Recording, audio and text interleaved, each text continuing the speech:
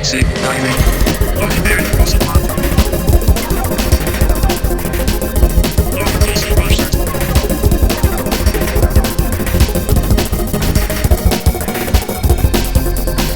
Visualizing season 6 of Kitchen Sick Microscopy. All right, everybody, welcome to Kitchen Sink Microscopy, your favorite channel on the YouTubes. I'm Casey Rochford, and if you have not already, please subscribe to the channel and show us some love at patreon.com/ksvidcast. Yeah, and I'm Eric Rosenblatt, and keep in mind, Casey and I, we both write our own music, sometimes together, sometimes independently. And, you know, we always have a song, one of our songs at the end of every episode, and this episode will be no different. There will be a song. It might be new, might be old, you never know. So stick around and check it out. Casey, what do you want to talk about today? What's our episode going to be? Well, at the time of this recording, just over a week ago, I think we lost a good friend of the show, somebody I've known for over 30 years, Randy Jones. He was our resident Star Trek guy. Had an unfortunate accident and left this mortal coil, and is now flying around the stars and whatever starship he's been assigned to. So probably along with Gene Roddenberry. Yeah, and we were planning to have him on pretty soon. He wanted to talk about like Boeing versus Airbus and stuff, which we probably could not talk as well about without Randy to facilitate that. He definitely loved aircraft. Yeah, he was a certified pilot and all that. Yeah. So anyway, in his honor, we thought we would tick off another little box of his interests, and one that we can actually comment on. We thought we would do a Star Trek themed lightning round.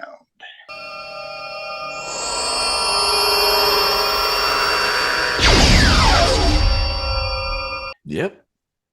So I have my Federation mug here. Oh, yeah.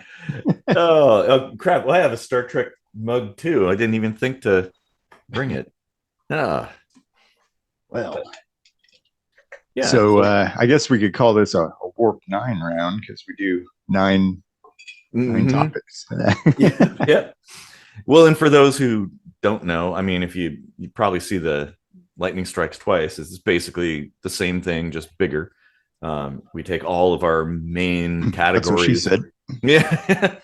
Yeah. We take all the main categories of things, and we divvy them up, so it's half and half, and the other one doesn't know what's going to be brought up.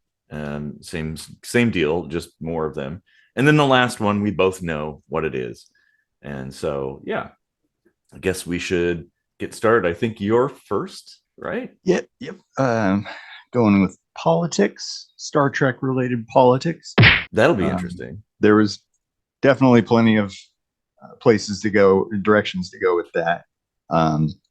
This one might be slightly tomfoolery-ish as well, but okay. It is, there is some politics to this. Why were there so many friggin' admirals? That's a good point. Well, maybe it's because almost never saw the same one twice. Like, well, yeah, that much turnover. Well, Starfleet, and the Federation is big, right? So maybe they need different admirals. They need enough admirals to basically kind of manage that space, like literal space. Because like on Earth, yeah, we don't need that many admirals. But like out in space, you might need more, I suppose. But I mean, it's Star Trek. Like the admirals would very often just, like call Picard or something. Yeah, from Earth. Yeah. And just tell him what he needed to do. They didn't have to fly all the way out there. Like when they did, it was like something was wrong, and it's shit, the admiral's coming. Yeah. Well, and actually, you make a good point about like it was never the same one twice, which is kind of weird because Almost never. Yeah. yeah, if an admiral was like assigned to a particular region or something, then yeah, for the most part, you see the same admiral all the time. It's like a manager of a store or a regional manager or something like that. That like yeah, they would just be the one that manages. Like like yeah, the Enterprise would frequently be contacted by the same admiral over and over again. Yeah. I guess in fairness, though, like the ones that we would see in episodes often died or were busted down for doing some bad stuff. And maybe they retired because almost all of them were super old. Yeah. The only exception I can think of is the blonde in Best of Both Worlds. Oh, yeah. Wait, no, she wasn't even an admiral, was she? Yeah. Oh, crap. Yeah. Thought so. I think so. Yeah. Yeah, she was. Yeah. Yeah. So, yeah, like that just seems like the highest turnover job in Starfleet. I mean, maybe a couple hundred years into the future and stuff, things are different. Like the political structure, the military structure, whatever is just different. Mm-hmm. Maybe you only get like a short stint as an admiral, and then they're like, okay, off you go. Right. Well, and of course, like every time there was like the future, the main characters were already like admirals, and except for Harry Kim. Yeah. Yeah, you're right. That is kind of funny. The one that made the most sense was when Kirk was an admiral. Like because there was a long history essentially of him being a captain. And then, of course, he didn't like it. So kind of like it was sort of almost intentionally a demotion back to captain. And then I think he got re-promoted, right? Did he? I think so. I'm trying to think of like generations. Like what was he an admiral again? Well, that's hard to answer because he was in the Nexus and stuff. Yeah, that's true. But I'm pretty sure, he was an admiral when he was sucked off of the Enterprise B. Pretty sure. So I guess, yes, in generations, he would have been an admiral. But maybe that's a thing too. Like I know many people who get promoted in their job. They have like field work, and then they end up like being in a higher position with higher pay, but like it's a desk job and they hate it. Yeah. And so maybe that's the thing, is like these admirals are like, man, this sucks. I want to be a captain again.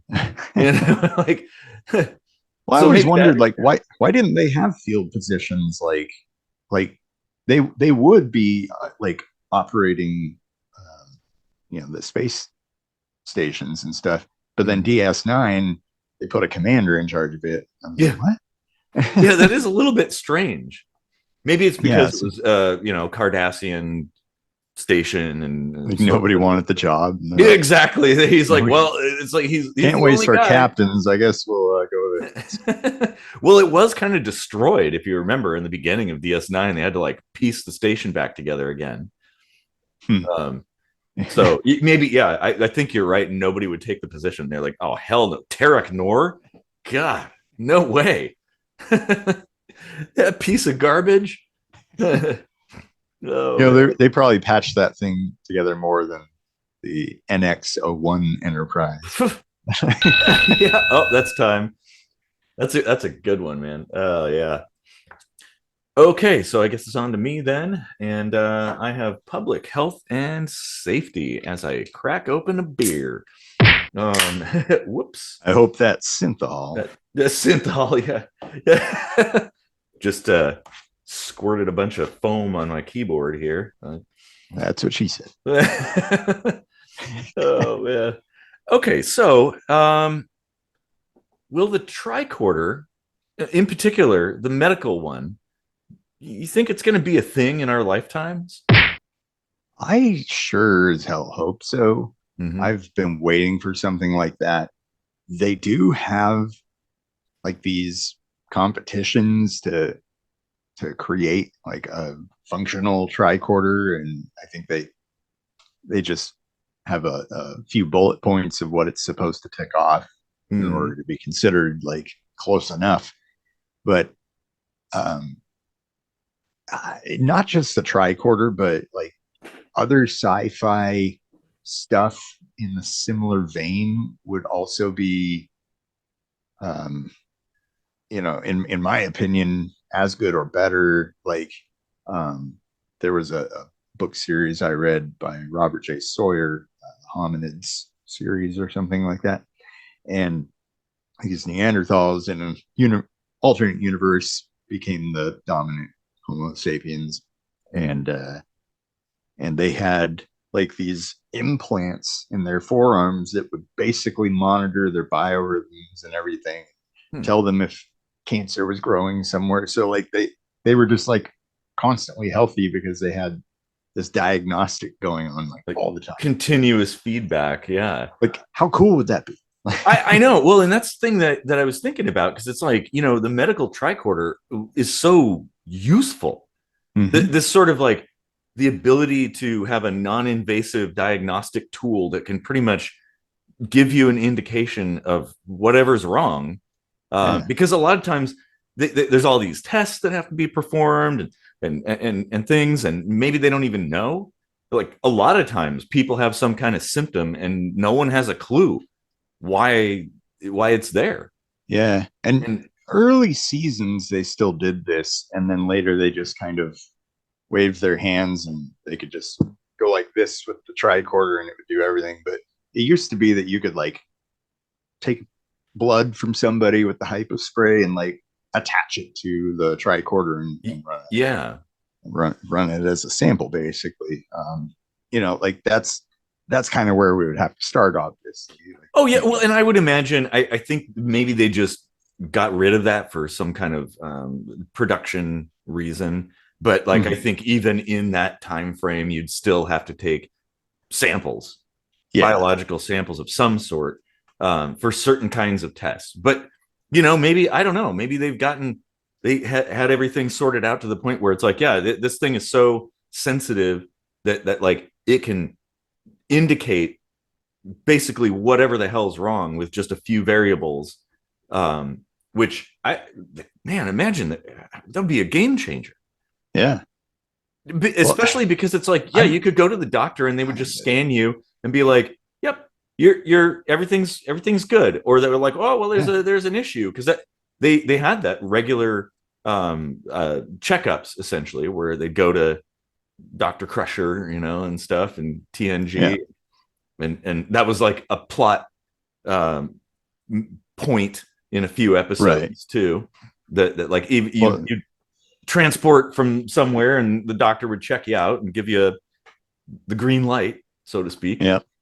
Well, and speaking of transporters, I wonder if the technology was like sharing a lot of parts, because it probably had some kind of like pattern recognition software or hardware capability, not necessarily to like transport you, but to read you much in the same way that the transporter does. Yeah. And I think they even had stuff built into the transporter that was basically like a medical tricorder, so that you could be quarantined instantly if need be. Yeah. Exactly. Yeah, like that would be super cool. Oh man, especially if we had transporters. Oh hell yeah. Well, and even then too, the transporter theoretically, well, they many times they would filter out some kind of biological whatever, or deactivate a weapon or something. You could basically just run through the transporter and they could eliminate cancer out of your body. Like, damn, that's awesome. Yeah. I really hope we get to that point in our lifetimes, just to be able to at least catch disease, even if we don't know how to cure it necessarily. Yeah, just knowing why you have symptoms, or like knowing about something early on would be like, God, absolutely. I've been trying for years to figure out why my body's falling apart. Oh shit. That's time. Man, that's All a right. good one. Well, moving on to the next category, conspiracy theories. Yeah, this will be a good one. Yeah, I was thinking of going with the season 1 Next Generation sort of conspiracy thing, but instead, Oh, the episode called Conspiracy? right? Yeah. Instead, I'm going to ask: was Janeway purposely keeping Voyager stranded? Ooh, man. I think this was even like a plot arc. Okay. In the show, because like the Maquis on board were all like, "Hey, I think Janeway is like, keeping us stuck here It's on purpose." There's and all these opportunities, and we missed them all. I mean, I could definitely see that being a thing. Like, certainly the possibilities there. Like, I don't. What would the motivation be? Like, why? Well, she had a husband at home and stuff, and then like were they having problems, and she just kind of didn't want to go face him again? Or it could have been more. It could have been broader than that. Like maybe there was some secret mission, some secret purpose that like some admiral contacted her in private and said, "Hey, you got an admiral that wasn't even working there the next week." Yeah, exactly. But I mean, it could have been part of something bigger. You never know. But yeah, I could. That would be a cool, like, I don't know, like a fan service sort of, with all these new Star Trek series coming out, there could be something where like that whole conspiracy gets unearthed. Yeah, like oh man, that would be kind of like a Star Trek CSI or something. Yeah. Oh man, that would be kind of cool, actually. Like to see Star Trek like move into other genres, like focusing just on crimes and stuff. Like that would be kind of yeah. So there's a show that I really love that was made in like the 80s in England called Star Cops. And it's basically a series about there's like moon bases. In this show, it's like slightly in the future, and they have moon bases. But of course, crime happens. So there's a police force for the moon, comprised of people from all around the world, essentially, that are just there to do their policing and stuff. And it's like a crime drama, but it's set on the moon, and it's super cool. It's a very good show. But like, it would be really cool to have a Star Trek series that's something like that, because like they never really did. I'm trying to think if there were even you ever saw like cops in Star Trek. Like, was there like an actual police force? Because you gotta humans are going to be humans, like right? Security, the security department. I guess so would count. The Enterprise was the first and only, as far as I know of, place where you saw space marines. Like, of course, Starfleet is the equivalent of the Navy. Yeah, you never saw any other real branch. It's a good point. Like, yeah, there wasn't even like a ground troop sort of like standing army sort of thing for space. It was just the Navy. Yeah, and then Enterprise was like, you know what, like we need somebody for like the hardcore stuff, so they like had these like SWAT team guys. Makes sense, honestly, like because you never know what you're going to encounter out there, and obviously there are adversarial species that the Earth ran into and stuff that like originally the Klingons and whatnot, and then the Romulans and Cardassians and whatnot. So you would expect you're going to need to actually go into like hardcore combat and not just be you're wearing your regular uniform and just carrying a phaser. Like, that's stupid, Yeah. I don't care how many of those people, red shirts that you send down, like, you're going to need more specialized people at certain points. And so, yeah, that, I don't know. It'd be cool to have a series that's all just focused on those people. right? Yeah. Like an enforcement or space marine branch or something, whatever, where the crime solving, because I'm sure there would have been within Starfleet like an FBI of sorts, because like, oh hey, there's something happened on this ship and we can't figure it out, and so you need to send in the experts.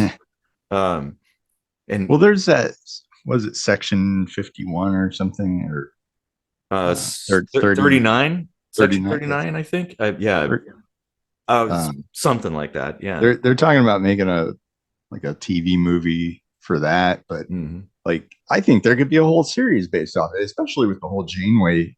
So like have that be the premise. You could even like bring her back, and you know, like she's all old and stuff, and like all of a sudden is like being tried for these crimes, like like there's certainly lives. Oh man, there's so many opportunities there for something interesting. Especially that's time. That would be especially cool because then you'd have like a protagonist become the anti. Yeah. Well, see, I watch a lot of Columbo, and that's what I'm picturing in my head is like a whodunit. Well, there's actually, a guy in the Columbo Dirty Mac that discovered America, right? Yeah. Columbo's more like you know who did it, but it's more like watching him, you know, get the guy, essentially, like prove it, you know, pretty much. Alrighty, so it's on to me, and let's see here. Got science. Oh, so no shortage of topics there. yeah, for sure. So with science, how close do you think Star Trek follows actual scientific knowledge? Oh, pretty close. They do have like actual experts that they consult with. I like that they've always, I mean, in the past anyway, you know, I don't know about like traveling through space with special space mushrooms like they do on Discovery, but yeah.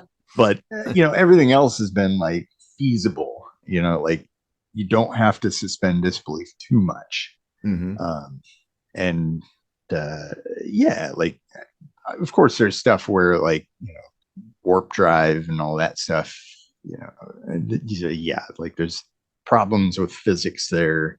Well, and you get some like more woo things like in TNG, the Traveler, right? Yeah. But even that, like, there's an explanation kind of for that.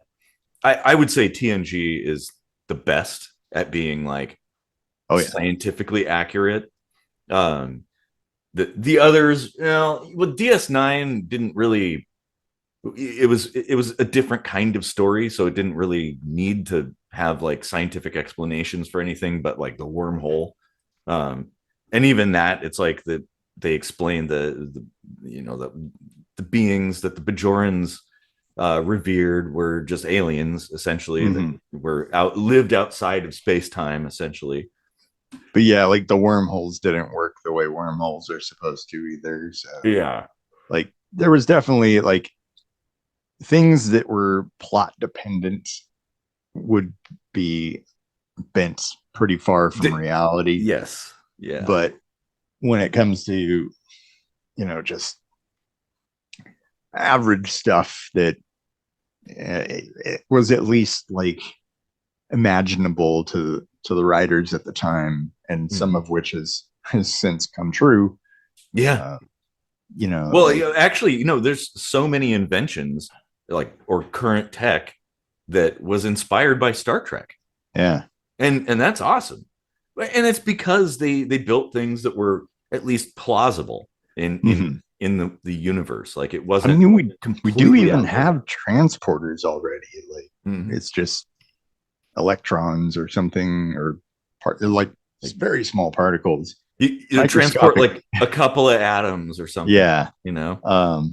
But I mean, that's pretty cool. Like that's like the first step. You know, and it makes one wonder, like, would the scientists and engineers who developed that even have thought of that if it weren't for Star Trek? Right. Probably not. You know? Like, I don't think we'd have cell phones if it weren't for Star Trek. I mean, eventually we would, but not this early. Mm-mm. In fact, I think No. the guy that developed the cell phone said that he was kind of inspired by the Star Trek communicator. Yeah. That like, I think that's a real thing.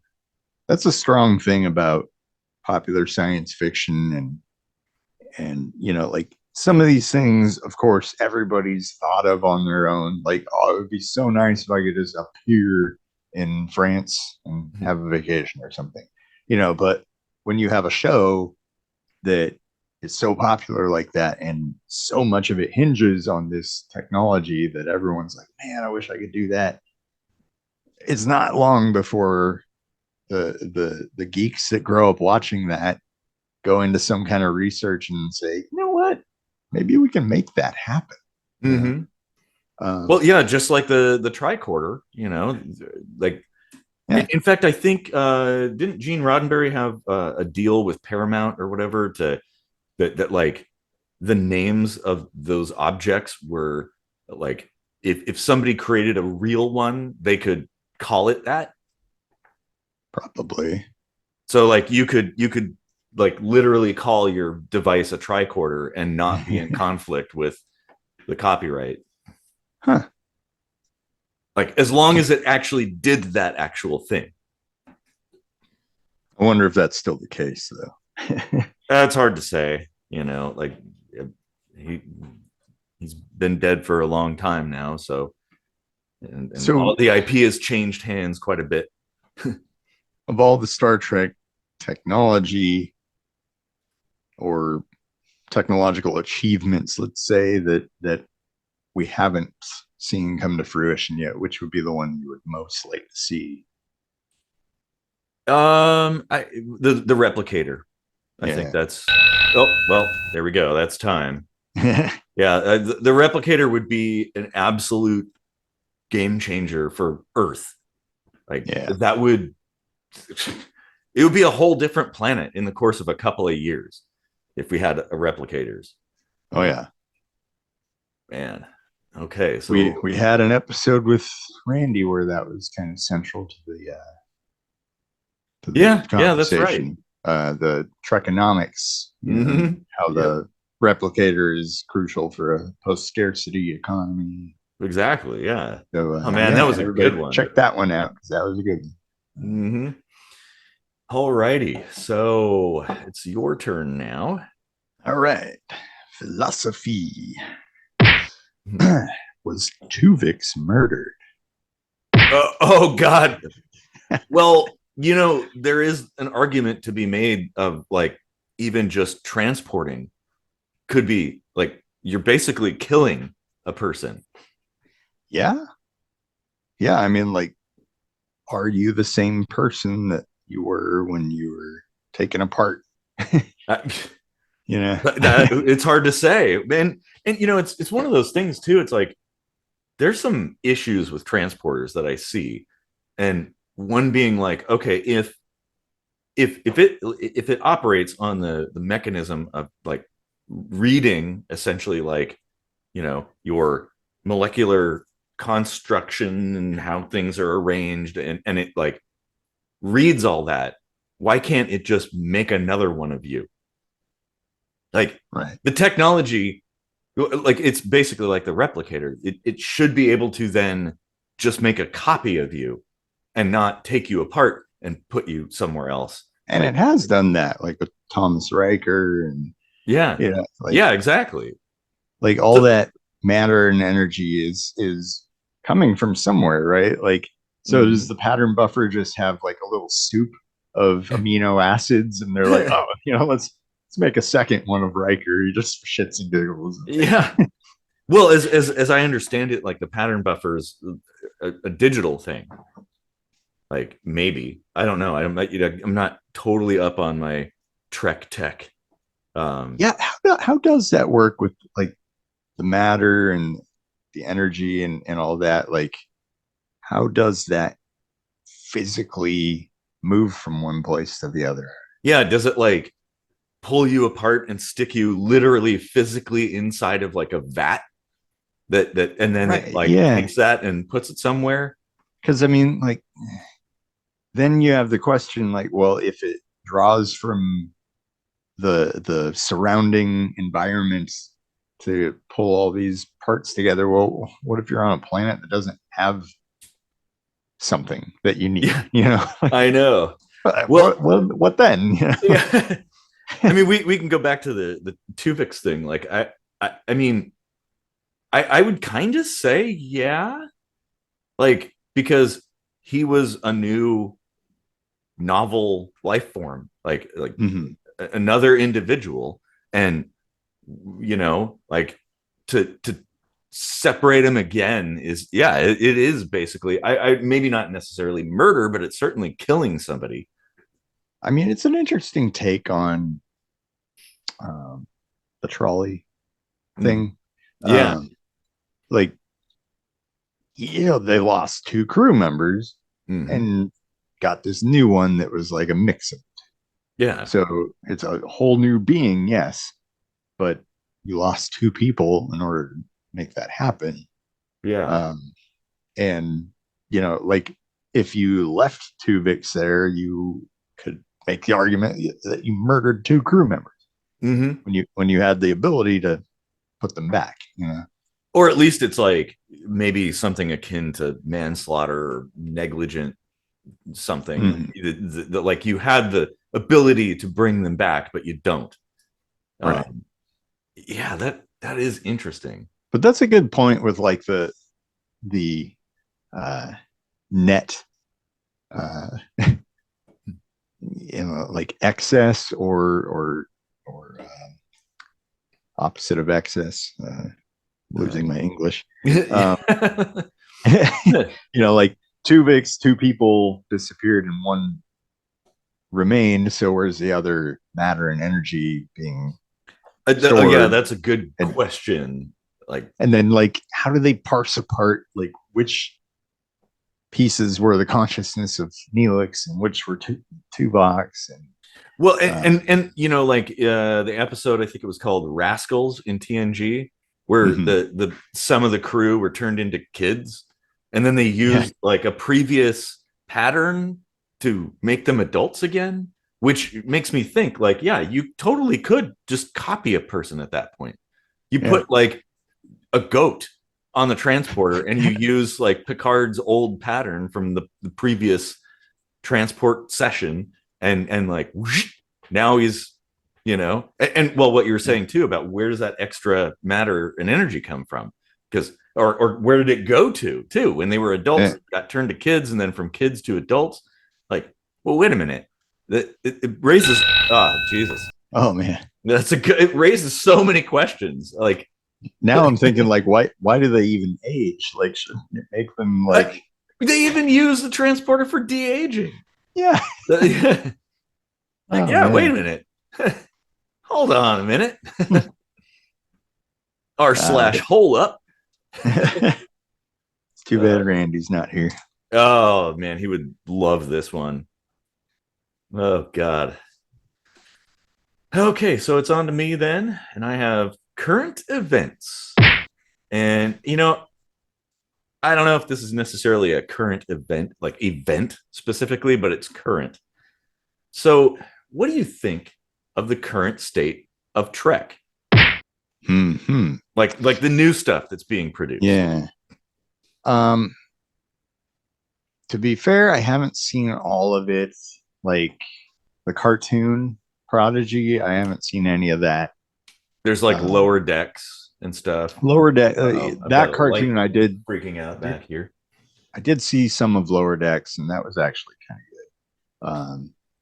Yeah, I haven't. I mean, because they're all like, it used to be you could watch it on TV, and now it's like all subscription services. Yeah, I mean, that pisses me off. That's just more. That's more of the state of TV in general, though. Like, it's not exclusive to Star Trek, let's say. Yeah, it's like literally. So as far as like just like Trek related state of being right now, I'd say for the most part, like it's still okay. It's not so watered down like Star Wars is getting.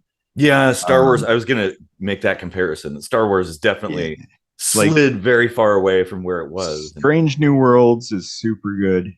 That's what I've heard. Yeah, Picard. I haven't seen Picard is polarizing, but to me, it was super good, especially the way they wrapped it up with season 3, which was like some of the best Star Trek ever. Mm-hmm. Some of the best TV ever. Like honestly, like it won awards and it deserved.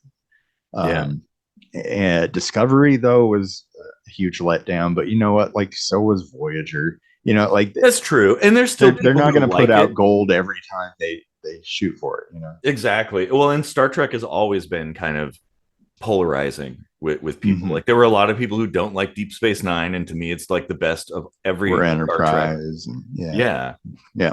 And so it's like, you know, they're still doing a fairly good job. We won't mention the J.J. Abrams movies. That totally was forgot. Not Star Trek at all. Although like I will say the casting for that first JJ movie was bang on. Like that very was good, very good. Yeah. I just wish that at least paid homage to the original actors. Yeah, I just wish they'd made a good movie. Right. You know? I mean, okay, it was a good action movie, but it wasn't a good Star Trek movie. You hit it right exactly. Yeah. Like they were entertaining. I watched them all more than once, I think, or at least some of them more than once. But and actually, I would almost say that those movies marked sort of a change in the Trek world, like a course deviation where they became more focused on action and things like that. Like Discovery is absolutely a product of the JJ verse stuff. And it's nice to see because just like you, I haven't seen everything, but I've seen enough of it to kind of get the gist of what each series is like. And yeah, Strange New Worlds looks fantastic. It's like, yeah, that's pretty Star Trek. Yeah, you know? They did that absolutely correctly. They listened to the fans. They went back to an episodic style storytelling format, just like original Star Treks went with. And actually, I haven't seen the recent stuff just because like I can't really get it here in Germany on Randy's account, and well, now Randy has passed, so I probably wouldn't be able to do that anymore anyway. But yeah, like it was super good. I did hear they did like a musical episode, which I'm a little bit like, yeah, that's like, a little cringe. Why? I mean, they always did weird stuff though sometimes. Well, so there's also a show that isn't Star Trek but is very much Star Trek, and that's the Orville. The Orville, yeah. It's really good. Really, yeah, I've only seen a handful of those, but it was very good. And like, Seth MacFarlane is kind of a genius, a comic genius, if you will. But like, he was a huge Star Trek fan, and really put a lot of that into the Orville. And you can feel that like love and heart and stuff that he, you know, it just oozes through that whole show. Yeah. Definitely worth watching. You know, and especially if you got disappointed with Discovery, then watch the Orville, and then you know go watch Strange New Worlds. You know, because that looks pretty good. I mean, some of the way it looks, I guess, and maybe the darkness of some of the series, it does put me off a little bit. But DS9, my favorite Star Trek series, was also kind of dark. It wasn't really as uplifting as say the Next Generation was. Yeah. All right, well, now we're on to the last one, Tomfoolery, which is a recommendation. What? Oh, you have economics. And then you have religion. So yeah. I was like, that seems early. No, sorry, my thing, I just scrolled it. Looking at the wrong panel. Jumping the gun. Okay, so yeah. All right, economy. All All right. Was Roddenberry a Marxist? I wouldn't say so. Maybe. I mean, the economic world in Star Trek does kind of feel sort of communistic, but like it also isn't. I mean, they still did have money, but it was just like they had the technological ability to just pretty much make anything. Yeah, like yeah, they had money, but they had no need for money. So it was almost like he foresaw this future where, what would be the transition? Like, like if everyone on Earth is like, you know what, we don't need money anymore because we can make whatever we want. What do we do with all this money? Like it could actually just be transitioned into a sort of like collector's item sort of mode of exchange. A barter system of sorts. Yeah, like oh, I collect money from the olden days. Like it's technically worthless, but like it's becoming scarce because people are losing it or whatever. Turning to dust. Yeah, antiques are always a thing that people collect. They've been collecting antiques forever, essentially, like old things. But I looked this up to see if people were wondering the same thing, and there are conversations about it. Like there are some people arguing that, well, this whole future society became the way it is because of post-scarcity, not because of some social movement. Yeah, but I guess it did come out that he was like that Roddenberry was like a self-proclaimed communist at heart. Well, and that's fine. I mean, but yeah, I mean, it's not like a bad thing. Well, and what he did is take his views, if that is in fact his viewpoint, and very deftly illustrate a way in which something like that could happen with utopian results more. Yeah, exactly. And I got to give him credit for that because it is a great vision. Like it. And it's like in the Star Trek universe, like, yeah, you wouldn't need to pass any legislation or have any kind of social movement. It would just naturally drift that way. Like, oh, well, we don't need any of this stuff anymore. The only things that are valuable are things we can't replicate. And, those are mostly collector's items. Yeah. So it wouldn't really be like two TV shows I think that really exemplify polar ends of economics are Star Trek and The Walking Dead. Like you have communism, socialism, whatever end of that spectrum you feel it lands on, and then on Walking Dead it's like anarchy. There is the money is completely useless for a whole other reason.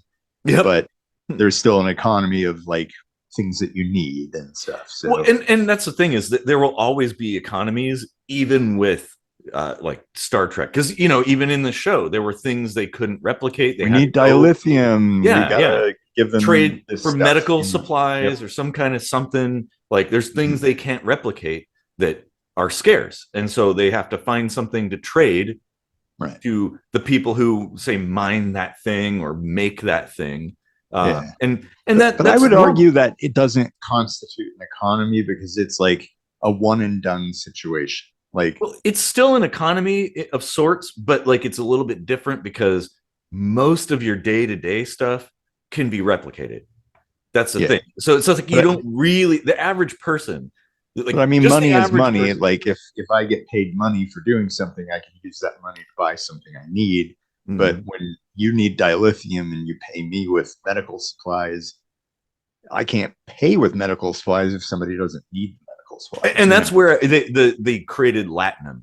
Like that's like the perfect thing because it's like, oh, it's you can't replicate this. It's a scarce thing that doesn't do anything except be scarce. So it became money, essentially. Doesn't do anything. Well, and that's what you need for a currency. Oh, shit. That's time. I mean, at least gold is functional. Yeah, that's true. I've never seen latinum be used for anything other than like trading. And it's funny like how too. they would like gold press the latinum. Yeah. Well, it's funny that they use gold as the encasement for latinum. It's like the gold is useless. Like nobody really cares.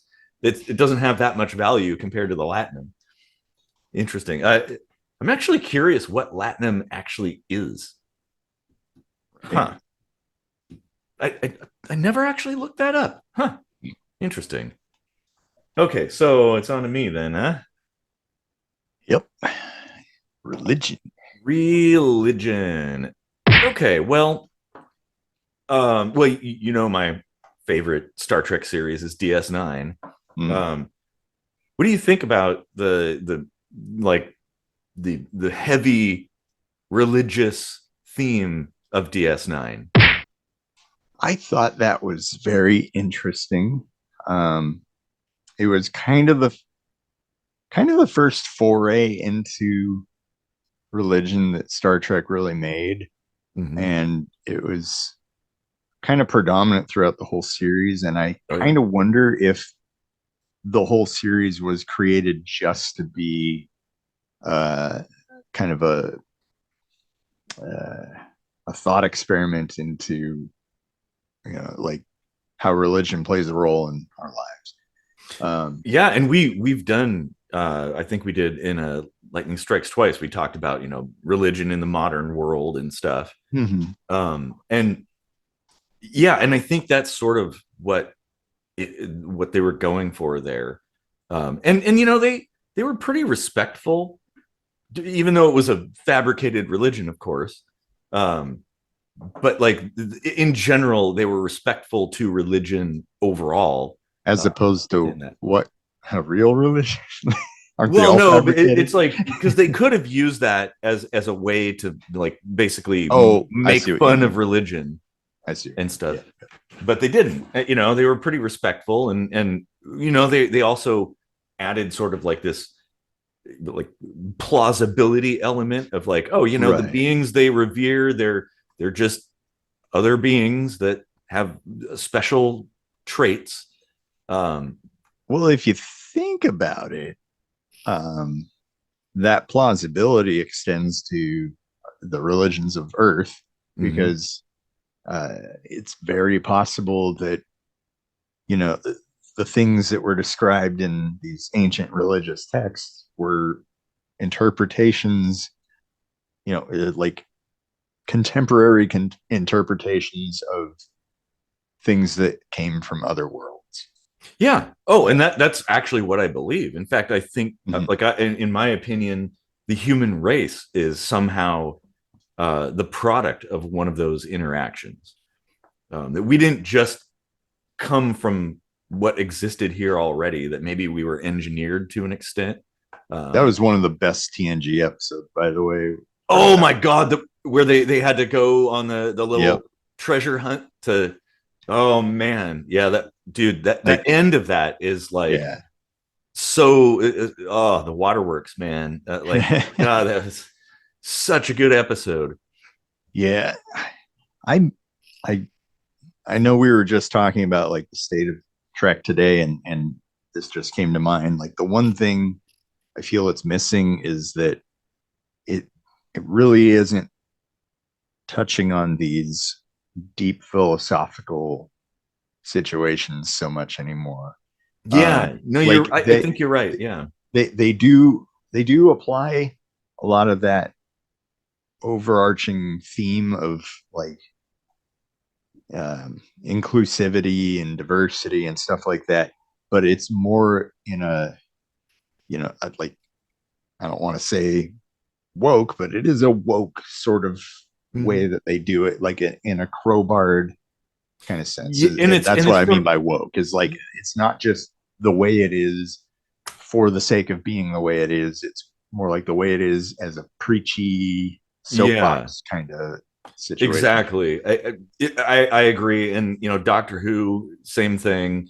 Like, and see, that's the thing is like Star Trek TNG in particular tackled a lot of those things in one episode. Like, yeah, they like, and they did it in such a brilliant way too. That it's like, it really made you think. It wasn't like they're shoving it down your throat and just yelling at you about something. No, it's like you like genuinely sit there and think about it. Like, yeah, that's a really good point. Yeah, like, and that's so well done. And yeah, I guess that's something I miss about newer Trek too. I mean, even with like Enterprise, that kind of started going away. These deep philosophical episodes. I mean, they had a few, but it started to dwindle more and more. And like, that's what made Star Trek so awesome. Is those like challenging episodes where it like really like hits you. And I did like how Enterprise though kept with the whole theme of like talking about current events without talking about them. Like instead of talking about Vietnam, they were talking about 9/11. The Zindi attack blew Florida off the map. Yeah. Oh damn. This we could keep going on that one, but I think now we're at the end, right? Yeah. So that's Tomfoolery. Okay. And we both know this one. And this is Randy's request. Yep. So on Randy's first appearance, right at the end, he thought, wouldn't it be a cool episode idea? Because, let me preface this. His first appearance, we each ranked our favorite Star Trek series of the 5 that at the time had run their course, and excluding the cartoon, the first cartoon. Yeah, and I love I totally forgot to mention that one too, but yeah, that was a good one. But it was actually leftover scripts for like the second Star Trek series that never happened. I mean, I thought that was a cool writing by DC Fontana and stuff like that. And but anyway, so we ranked all that stuff, and Randy was like, wouldn't it be cool to like do a similar thing with our favorite and least favorite characters from each series? And so we're gonna take probably more than 5 minutes, but I would say let's do because I was saying like maybe we should just stick to like the first 3, like TOS, TNG, and DS9, right? Like just because this would go on forever. Yeah. So right, we can do that. How do you want to do this? Do you want to start with TOS, go back and forth, and then move on to the next? Yeah. Let's and maybe we'll give 5 minutes for, I don't know. We'll figure it out. We'll see how it plays out. Yeah. 5 minutes for like the best and 5 minutes for the worst, maybe for both of us. Something like that. I don't know. All right. Okay, so starting with TOS, I don't know. You want to go first? Let's start with the worst on TOS. The worst. Okay. Yeah. Well, my worst for TOS, I had to go with Chekhov because his character didn't feel very much like it ever got development. Compared to the rest of the cast. Yeah, I mean, like, and no fault of his or the actors or anything like that. And I don't know if that was a sign of the times because Russia was an enemy and all that stuff, but it was pretty cool that Roddenberry was like, I don't care if they're our enemy, we put a Russian on our ship. Well, in the movies, he got a little more development. A little more, especially in Star Trek 4. Star Trek 4, I think he got the most screen time.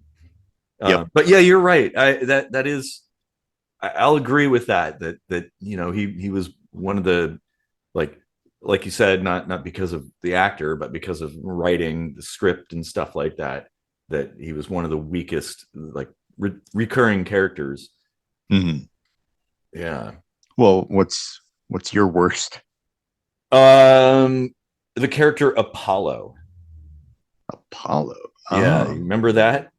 The guy that like grew, and he was like a god, and he fed on faith and stuff. I just he just yeah, I don't know. There was something grating about his character. It's just like super annoying. Although the same actor returned as Apollo in Star Trek Continues, and he was phenomenal. Like that is one of my favorite episodes of all time. Like, oh my god, dude! Like I shed tears watching that episode. It's so good. Oh, wow. But I have not seen any of that actually. You should watch it. It's all free on YouTube. Yeah, it feels very, very TOS. Like they did a stellar job reconstructing that and getting the right feel. Like it absolutely feels like Star Trek. Like really well done. But yeah, like Apollo, he was just, I don't know. It's just kind of just annoyed me for some reason. So yeah, I guess that we still have 2 minutes left. I mean, we could reset the timer if you want and go on to the best. Yeah. Or just keep going and see if we overshoot it. Yeah, maybe let's go with the best now. Bother timing thing. Yeah. So I mainly tried to stick to like the main cast. So I kind of went with Spock for the for the favorite, and a lot of that has to do with just my appreciation of logic and critical thinking. Really came from there, and that was kind of the first character on TV to really exemplify that virtue. You're right. Like inspiring that in the audience and stuff. I agree, absolutely. Like Spock was fantastic throughout all the different series that he was in. Even he was like the one crown jewel of the J.J. Abrams universe. Yeah, exactly. That was like the best and moment. He wasn't even part of that universe. I know. Oh man. Well, so my best. So like I had said, I'm going wide and deep here with my stuff. That's what she said. So my 4 times in one episode. Yeah. My favorite in TOS would have to be Khan. Oh, yeah. Such a fantastic character. Obviously, he'd come back in The Wrath of Khan, the movie. Yeah. Also fantastic. But like he really came across as a cunning and dangerous adversary. Yeah. Like, oh man, what a great he loved that character. He loved playing that character so much that he took like a pay cut to just like $10,000 or something for the movie. Yeah. So that they could like do it properly. Yeah. Oh, and you could tell he loved that character. Like his acting was so good. So good. Like you really feel the passion, like, man. Yeah. Oh, yeah. What a perfect character. Like I wish they had him, be more present in the original series, because man, he would make for a great reoccurring villain. Yeah. Like, yeah, if TOS were done in the modern era, go ahead and finish your sentence. I think they probably would have brought him back as a recurring character, because they would have seen how good that was for the viewership and stuff. Oh yeah, well, and like even just his character's existence too, it also was kind of social commentary, because they were engineered people to be like smarter and better and everything. It's like, it brings up the whole playing God thing. All right, so let's go on to the next generation. The next I think generation. Take it away with the worst character. The next portal to a new dimension. One greater, more wondrous than our own. Approaching warp speed. if nobody knows what that is, you got to watch the Picard at McDonald's video there. It's so brilliant. Okay, so the worst in TNG. Bear in mind, I was going with like the main cast. Yeah. So it was really difficult for me. Yeah, that everybody was good in TNT. And I didn't want to go with like the whole shut up Wesley thing because I actually kind of appreciated his character. He actually, in fact, if you look throughout that series, he's the character that had the most development. Yeah. Like when it got to him, when he was at Starfleet Academy and stuff, and it was like all of a sudden really serious and like, man, what like he really developed over that show. Yeah. Yep. So I think he's not a bad character. He was very annoying early on, though, like super annoying. Yeah. All right. So, for my worst, I chose Worf. Worf, huh? And it's actually mainly because I didn't really vibe with like the Worf centric episodes, like the whole like Klingon stuff. I appreciate it for what it was, like the living in two worlds, being raised by wolves, essentially, from his perspective. Yeah. I really appreciated all that, but like the Klingon centric stories to me, while there were some gems, felt a lot like filler sometimes. I actually really vibed with Worf. Like I could like, but I get where you're coming from. Yeah. Like for so sure. What was your least favorite? Well, and this comes with a caveat. That is that I don't think this character is bad anymore. Like doesn't bother me anymore. But originally, when I saw season 2 for the first time, I really didn't like Dr. Pulaski. I couldn't stand her. She just like, but rewatching season 2 again, it's like, oh yeah, actually she's actually a very good character. Just it was the sudden change, right? She was kind of like Bones, yeah. She was actually very close. Like whereas Beverly Crusher wasn't. Right. But like, yeah, her character really bugged me when I was watching it, like, as it was airing. But like, that's one of the, I guess it's like it ages like a fine wine kind of character. Takes a while to get used to it. Yep. I'm on board with that too. Like, and sometimes I feel like she didn't get a fair shake because she was a total change up, like, and the whole politics behind it in real life and stuff was kind of shitty. And yeah, exactly. But it was kind of cool that she was from TOS. Like she played a character there and all that. That is nice. Yeah. Yeah. So, and she was hot back in TOS, oh man. So let's go on to the best then. What's your best TOS character? Okay, so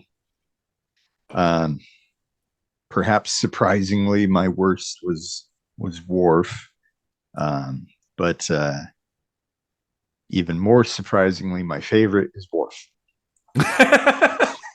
Well, that's a plot twist. and my favorite changes from time to time. Like I identify, like we recently did a Lightning Strikes Twice on like your Star Trek Spirit Guide, and I went with Data without even thinking about it, like just Data, But when it comes to Worf's character, while I may not like all of the Worf centric stories, I really appreciate his depth.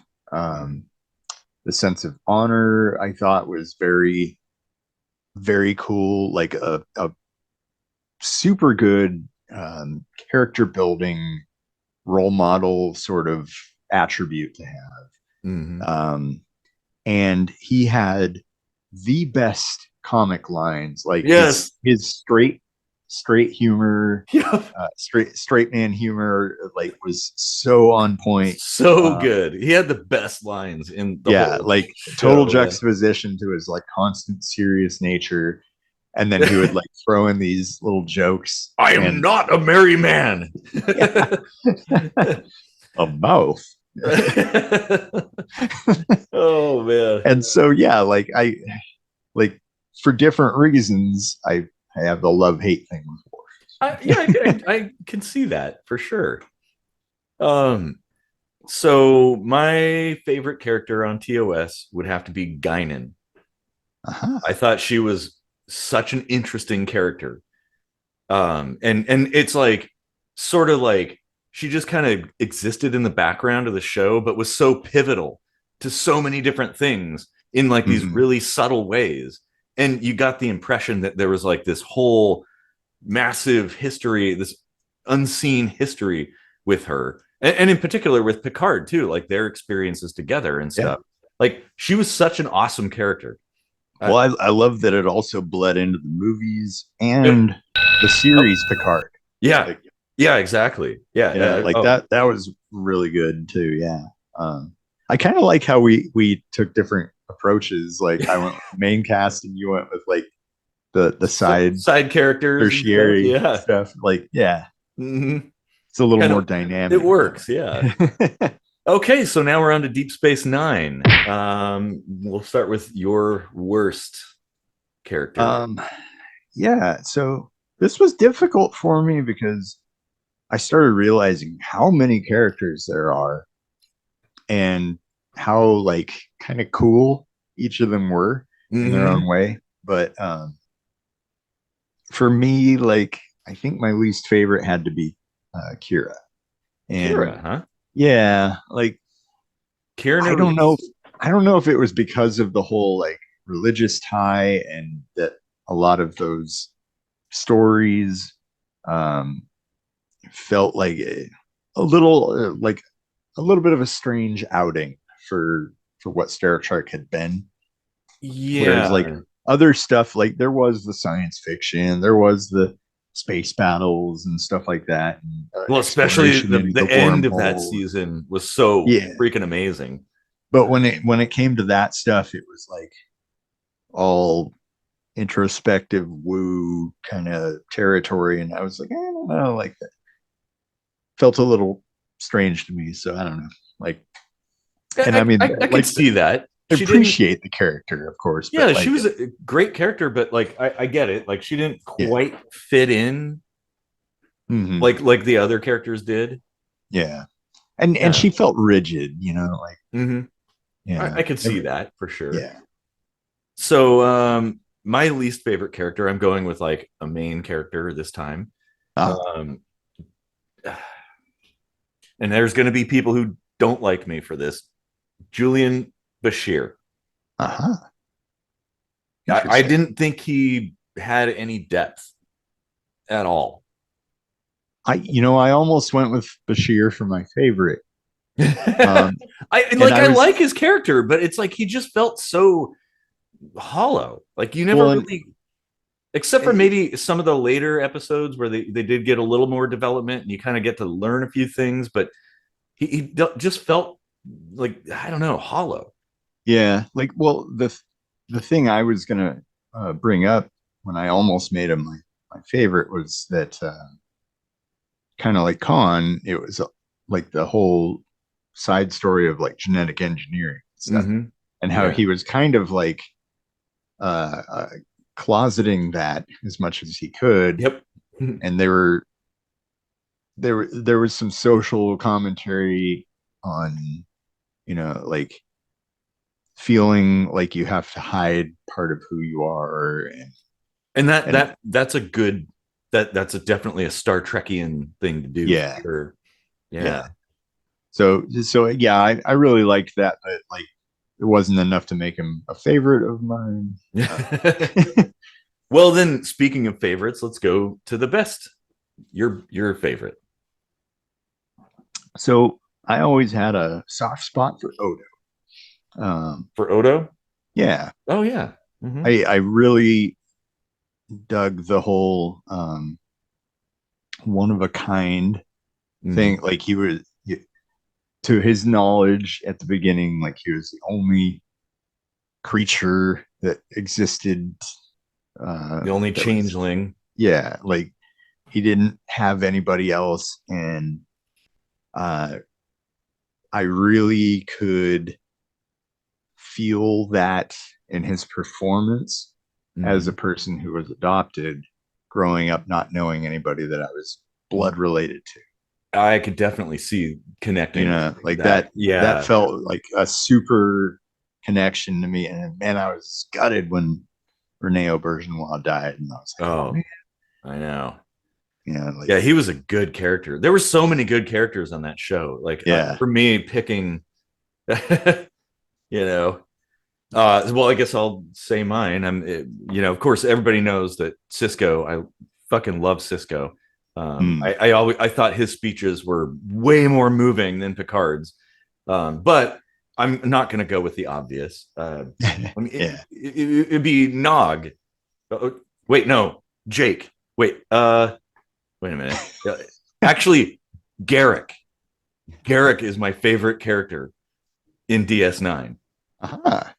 Because he's kind of like Guinan. He's just a tailor, right? He's kind of behind the scenes, but there's this whole secret world. Like, he used to be part of this, like CIA-esque organization, and you get to kind of see more and more of that as time goes on. And it's like he's also exemplifies what makes DS9 so good. It's like he's a good guy, but he's also not a good guy. Right. He was always two sides of a coin. Yep.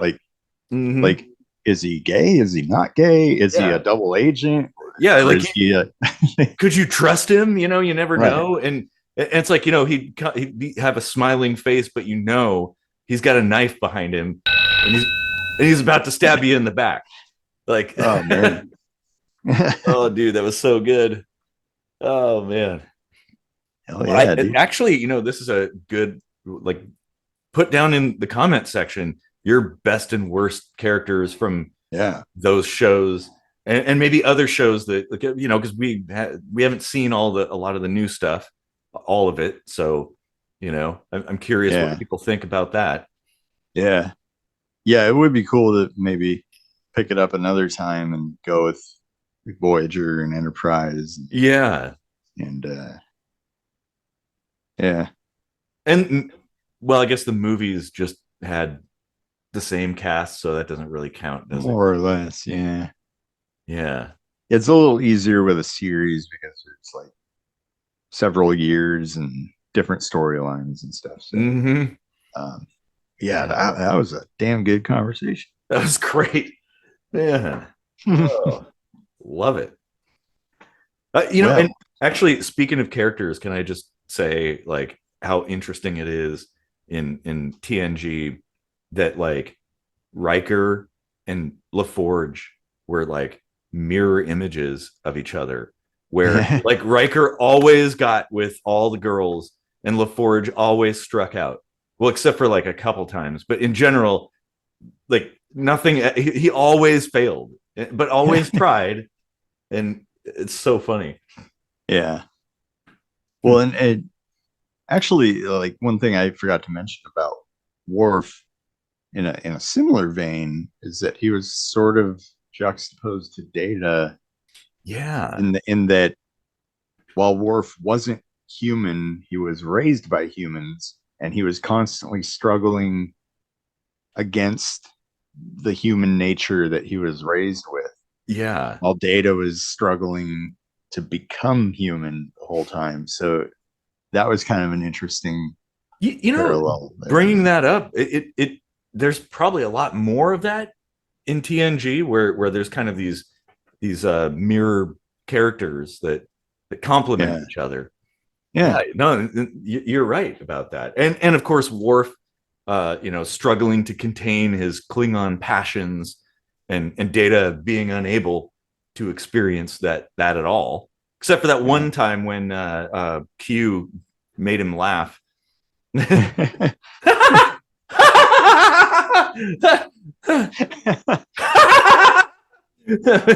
was my favorite scene. Oh my god. And then they cut to Troy just kind of smirking. Oh man. So good.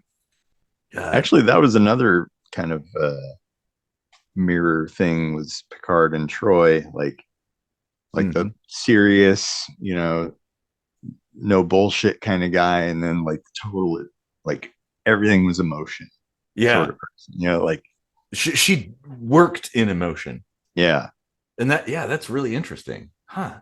And I think that's like they kind of showed how much he leaned on her for that very reason. Like he's like, I'm not in touch with my emotions, and that's all you are. So like, like I kind of need you here at the left side, like that was interesting how there was a psychologist like with a main seat on the bridge. Like, there were only 3 seats in the middle there, and she like they had these pull-out seats on the side that were almost never used. She could have been in one of those, but no, she was right next to him. She often occupied that position, and that is interesting too. Yeah, like they never explained that.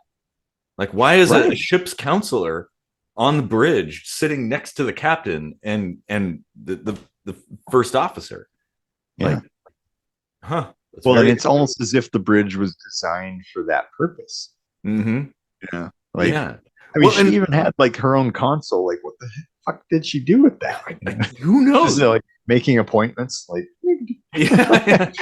Well, and that makes me wonder too, like if there were similar setups on other ships' bridges, or if that was unique. Like you said, Picard needed somebody to deal with the emotional side of things.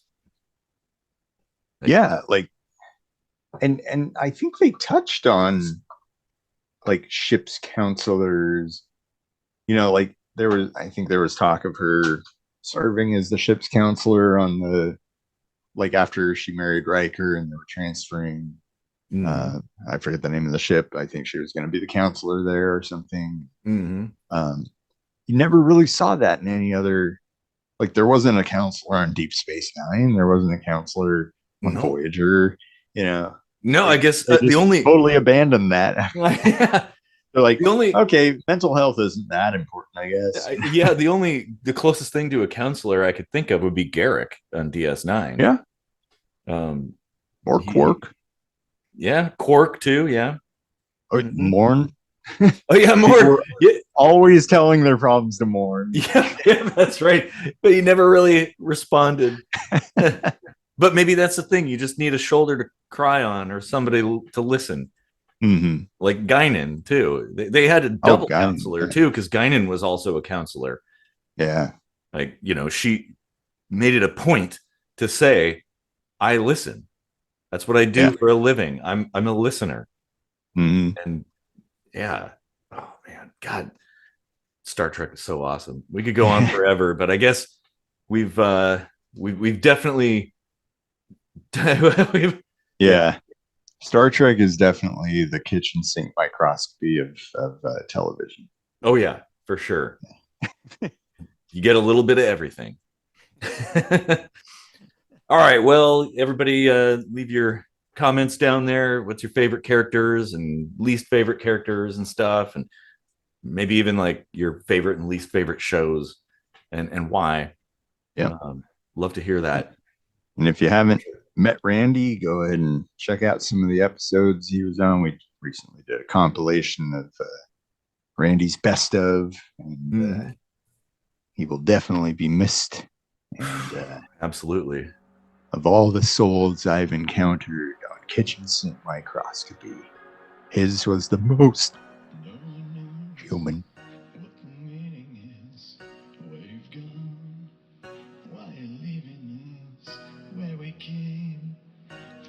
Childhood, living dreams. Yeah, we had it good, but all good things. Friends both old and new, we're quick to lose you.